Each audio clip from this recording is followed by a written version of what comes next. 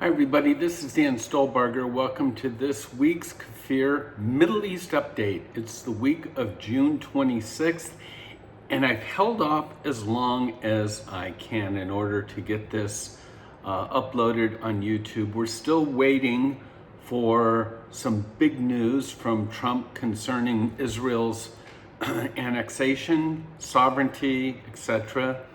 But I think it's going to come later on this evening, so I'm going to go ahead and post this at this time, and then if I need to, I'll just do sort of a special assignment sort of thing. So anyhow, it's the week of June 26th. Make sure you go to our website at holygroundexploration.com to access the accompanying PowerPoint, or it should be listed on the YouTube link as well.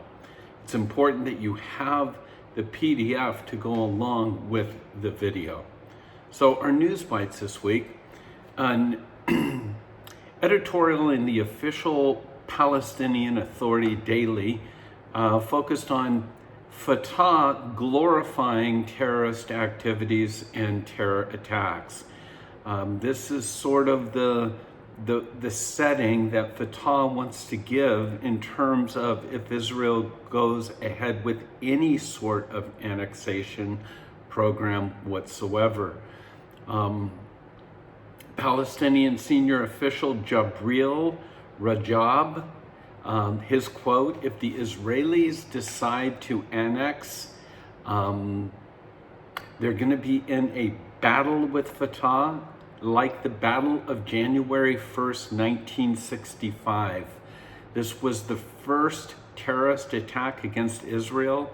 And then his quote, "We will turn Israelis' lives into hell."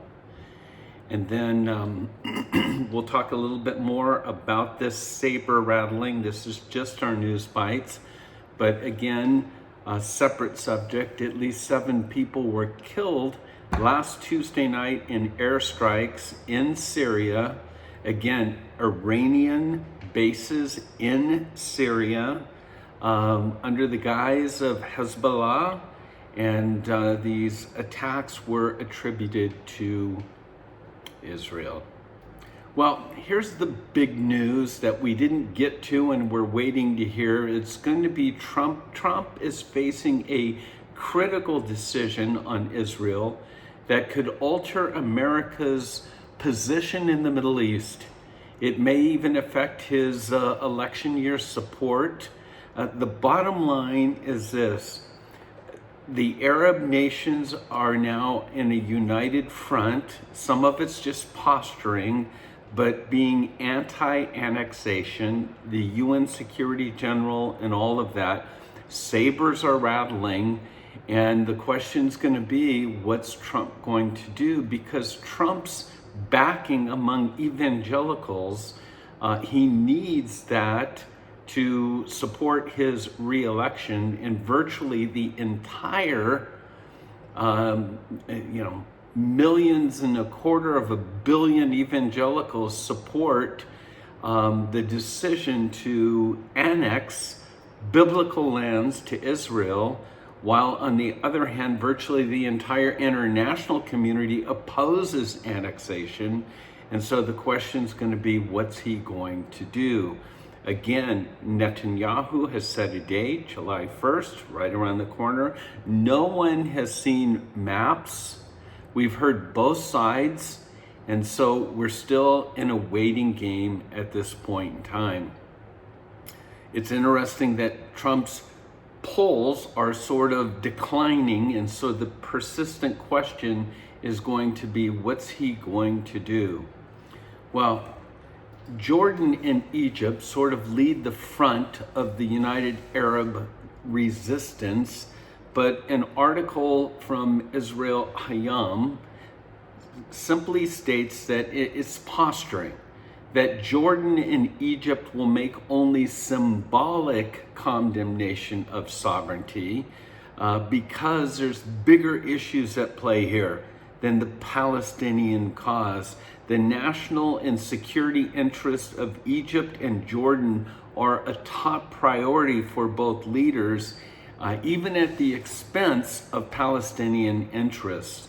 And so even though words may be said, it's just simply posturing. Again, that's from a news source in Israel. Qatar has threatened to stop sending millions of dollars in economic assistance to Gaza if Israel pushes forward with annexation. Remember, their payments to the quote impoverished Hamas-controlled strips have been key to maintaining semi-quiet there, as well as an unofficial truce between Israel and the terror group. And Qatar is reluctant to be seen as enabling any kind of West Bank annexation. Also, just so you know, senior White House officials are still deciding where things lie, who to trust, what is this going to mean to the alliances that Trump has formed with the Arab nations. Wait and see again. And then Benny Gantz, blue and white, you know, the merging between Likud and blue and white. Benny Gantz, strong quote. Just yesterday, Defense Minister Benny Gantz indicated that he would support Netanyahu's unilateral annexation, saying, "We won't continue to wait for the Palestinians. If they say no forever to everything, then we will be forced to move forward without them," adding that Israel won't get dragged into the Palestinians' bleep. Okay? So the bottom line is that even blue and white, which is center left, is supporting some form of annexation. And then we come to the Palestinian Authority and Hamas. And this is a new subject. I shouldn't say new because it's the same old. But a Palestinian Arab whistleblower has handed over hundreds of secret files documenting widespread corruption at the top of the Palestinian Authority and shared them with the Belgian government and the EU. The man's name is Yasser Jadallah. He was the former head of the political department of the Palestinian Authority. In the pictures you see him with Yasser Arafat, but he went on to, in a sense, say there are secret bank accounts. There is so much money that's being siphoned off, they're being put into accounts belonging to the grandchildren of Abbas. And again, it's nothing new, but to cover up these sort of crimes of skimming the money off the top, not even skimming, just taking it. Abbas orders for all office accounts to be destroyed for security reasons every 6 months. But in reality, this whistleblower says, hey, you know what? This happens every day. The billions of dollars that's given for aid for the Palestinians, so much of it is just siphoned off into governmental accounts. Well, COVID-19, who knows? You know, there's a lot of reports out now. There's this one in particular is out of Israel, but it's actually quoting an Italian doctor, and he's basically saying that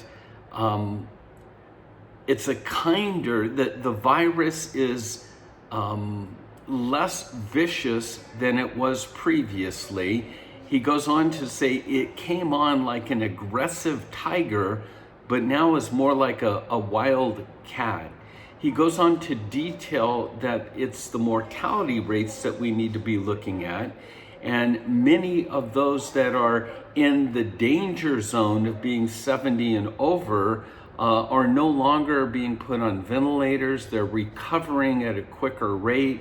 And so there's some thought that the mortality rate, etc., is going far below what it previous was, thus making the statement that as it's mutating, it's losing its strength.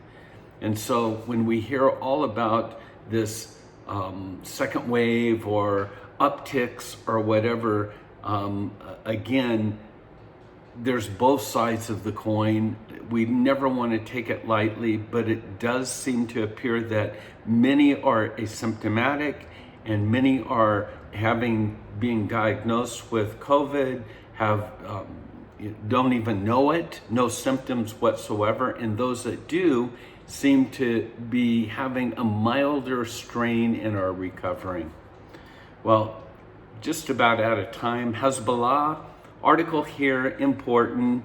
Nasrallah and his Iranian-backed Hezbollah terrorist organization put out a YouTube this last week, basically making the statement with Hebrew subtitles that we can now not only hit the city of Tel Aviv, but God willing and with his help, we can hit every precise target everywhere in occupied Palestine.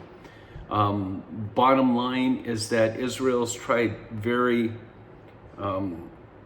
to much effort to go and strike these depots that are sending the ability to turn these sort of static rockets into precision missiles from Iran to Hezbollah in Lebanon, and the Lebanese are Hezbollah saying, we are now set, we can hit anything.